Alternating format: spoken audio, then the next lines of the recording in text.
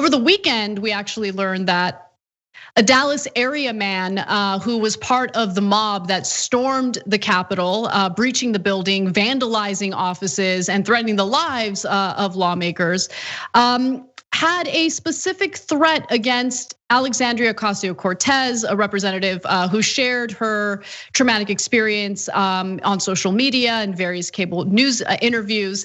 Garrett Miller, a 34-year-old of Richardson, Texas, now faces multiple charges related to the deadly riots in Washington. Now there are videos showing him inside the Capitol. He bragged about his very specific threats to Representative Alexandria Ocasio-Cortez, and now luckily is being prosecuted for it.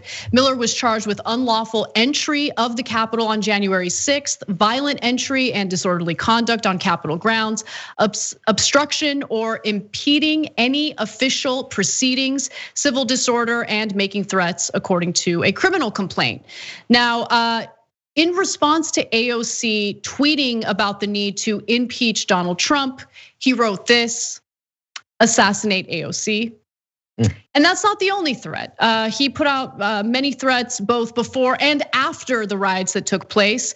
Ocasio-Cortez later said on Instagram Live that during the traumatizing event inside the Capitol riots, there were moments when she thought she was going to die, and that it was not an exaggeration to say many lawmakers were nearly assassinated.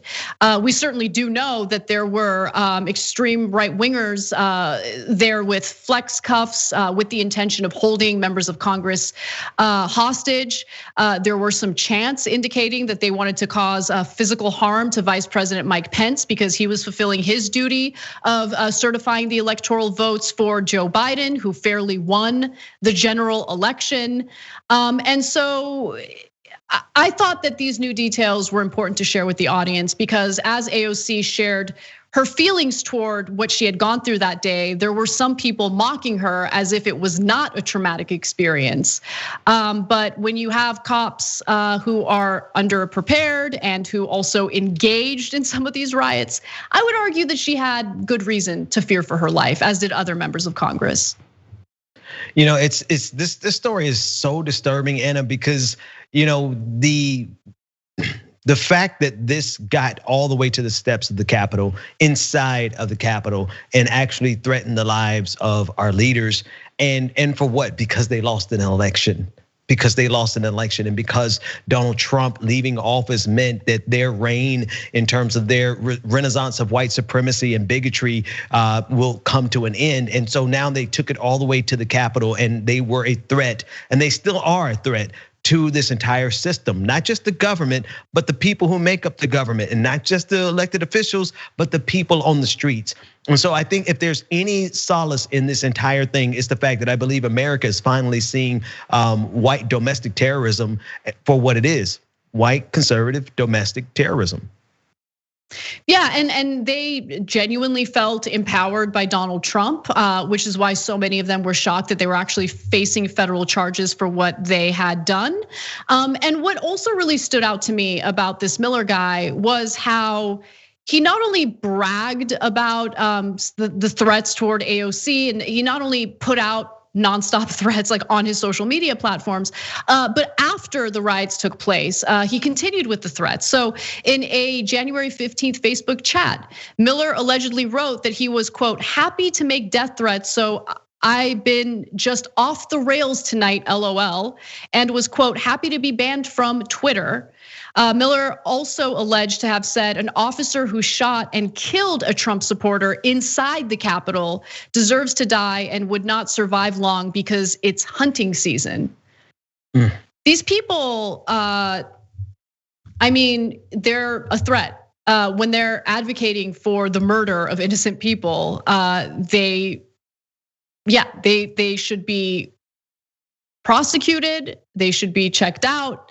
And anyone who, look, the thing that just gets to me is people who are in the safety of their own homes right now, doing their YouTube shows or their podcasts or tweeting from the safety of their keyboard, having an opinion about whether or not it's traumatizing to be seconds away from white supremacists coming to hold you hostage and possibly murder you. Like, let's see how they would feel if someone like showed up to their home, started knocking on their doors, okay, not knocking, banging on their doors, and then breached their building, their home, whatever, to threaten their lives. I would argue that's traumatizing for anyone involved, for anyone who's dealing with that. So it's not something to be taken lightly. That's not to say that taking this seriously means that you're supportive of beefing up the surveillance state or the security state. I feel like oftentimes the backlash or the critique is, well, this is just gonna lead to another Patriot Act. No, I'm not in favor of that. Let me be clear. But I also think that we need to be abundantly clear about what is and is not a threat. And there need to be consequences for people who did what they did that day. You can't just threaten people's lives because they're not doing exactly what you want politically. You can't threaten people's lives because they won't help you steal an election for a man who did not win the general election. That's not what democracy is. That's the democracy they want. That's what they want. That's all. I just want to say the democracy that they want is the one where no matter what we say with our votes, they always win.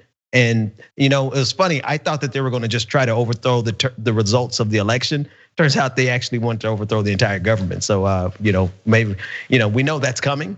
So why not be prepared for it in terms of knowing who we're dealing with on a regular basis? And we're not dealing with people who just want to win an election. We're dealing with people who want to overthrow the government to have their way.